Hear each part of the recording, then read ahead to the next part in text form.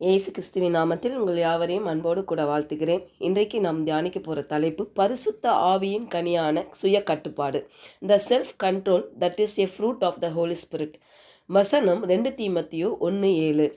தேவன் நமக்கு பயமுள்ள ஆவியை கொடாமல் பலமும் அன்பும் தெளிந்த புத்தியுள்ள ஆவியை கொடுத்திருக்கிறார். இந்த வசனத்தை NIV வேர்ஷனில் நான் படிக்கிறேன், தமிழ் மொழியாக்கத்தில். தேவன் நமக்கு அளித்த ஆவியானது நம்மை பயமுறுத்துவதில்லை, ஆனால் நமக்கு வல்லமையையும் அன்பையும் சுய கட்டுப்பாட்டையும் அளிக்கிறது. ஹல்லேலூயா. இந்த சுய கட்டுப்பாடு என்பது ஆவியின் கனி என்றும் அது நம்மை ஞானமாக வாழவும் சோதனைகளை மேற்கொள்ளவும் பலப்படுத்துகிறது என்று வேதம் சொல்லுகிறது.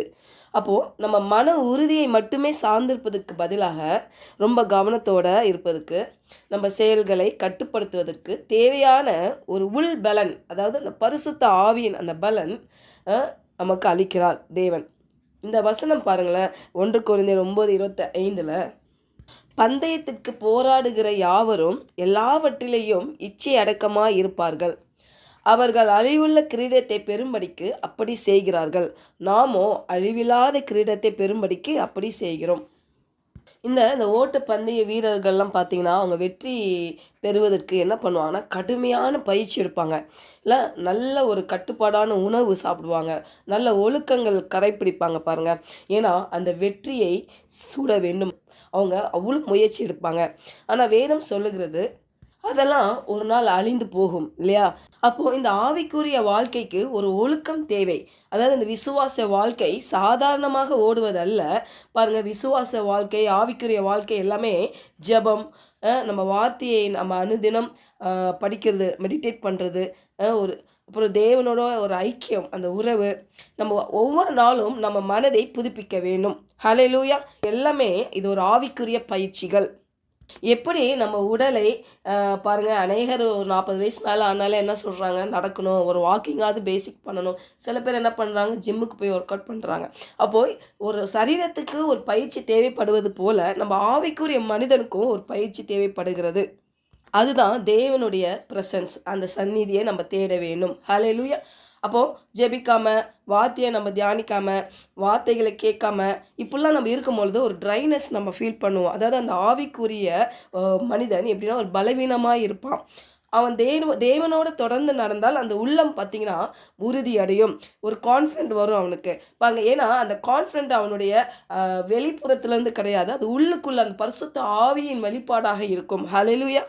பாருங்கள், இந்த ஓட்டப்பந்தயத்தில் வெற்றி பெற்றோன்னே என்ன கொடுப்பாங்க, மெடல் கொடுப்பாங்க, நல்ல புகழ் வரும், நல்ல ஒரு பதவி வரும், நல்ல ஒரு பாராட்டுகள் கிடைக்கும். ஆனால் இதெல்லாம் ஒரு நாள் மறைந்து போகும் பாருங்கள். ஆனால் அழியாத கிரீடம் எது, நம்ம தேவன் தருகிற அந்த பலன் என்ன பலன்? நித்திய ஜீவன், அந்த கிறிஸ்துவோட ஒரு உறவு, உள்ளத்தில் ஒரு பெரிய சமாதானம். ஏன்னா தேவனுடைய ராஜ்யம் எப்படி இயங்குது?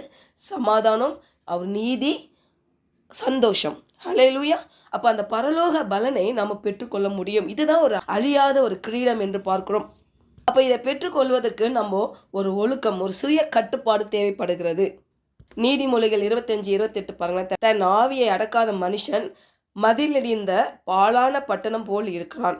இதை நான் டிபிடியில் படிக்கிறேன். நீங்கள் கட்டுப்பாடு இன்றி வாழ்ந்து உங்கள் கோபத்தை அடக்க முடியாமல் போனால் பாதுகாப்பு அரண்கள் தகர்ந்து தாக்குதலுக்கு உள்ளாக்கக்கூடிய ஒரு நகரத்தை போல நீங்கள் உதவி அற்றவராக இருப்பீர்கள்.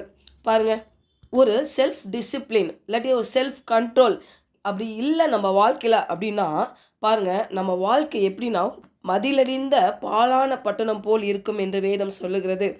அப்போது நம்ம இந்த சுய கட்டுப்பாடு இல்லாமல் வாழும் பொழுது என்ன ஆகுது, இந்த தயவு என்னும் கேடகம் நம்மை விட்டு நீங்குது பாருங்கள். ஏன்னா நம்ம என்றைக்குமே இந்த பரிசுத்த ஆவியானவர் வழிநடத்தலில் நம்ம வாழும் பொழுது ஆவிக்குரிய எல்லா ஆசீர்வாதங்களும், பாதுகாப்பும், வெற்றியும், சுகமும், பலனும், ஆரோக்கியமும் நாம் பெறுகிறவர்களாக இருக்கிறோம். ஹல்லேலூயா. அப்போ பாருங்கள், தேவன் நமக்கு பயமுள்ள ஆவியை கொடுக்கல, அவர் அதுக்கு மாறாக என்ன கொடுத்துருக்காருன்னா, அவர் அன்பின் ஆவி, அந்த ஆவியின் கனிகளில் இருக்குது பாருங்கள், அதெல்லாம் அன்பின் ஆவி, நல்ல பலன், அந்த அதுவும் ஒரு கனி இல்லை.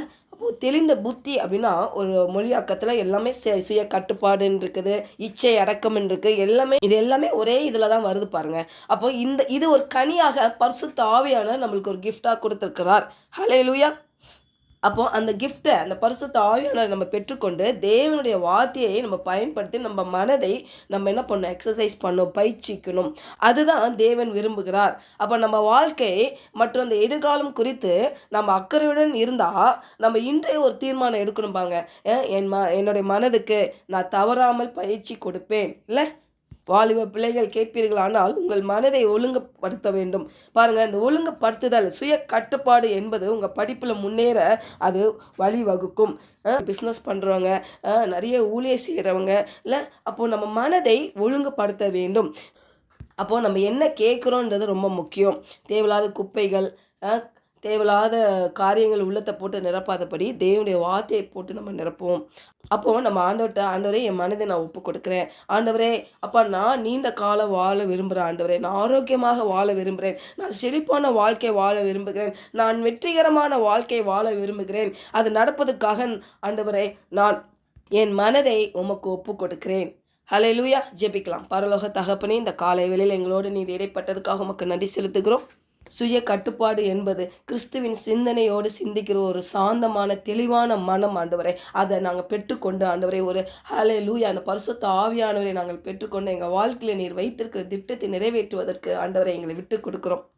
நாங்கள் பரிசுத்த ஆவியானவரின் வல்லமையை நிறைந்தவர்களாய் தேவனுடைய அன்பில் பாதுகாப்பாக இருக்கிறோம். எங்கள் குடும்பங்கள் பாதுகாப்பாக இருக்கிறது. அன்று எங்கள் மனம் தெளிவாக உள்ளது என்று விசுவாசத்துடன் அறிக்கை செய்து ஜெயம் எடுக்கிறேன். இயேசுவின் நாமத்தில் ஜெபிக்கிறோம் நல்ல பிதாவே, ஆமென்.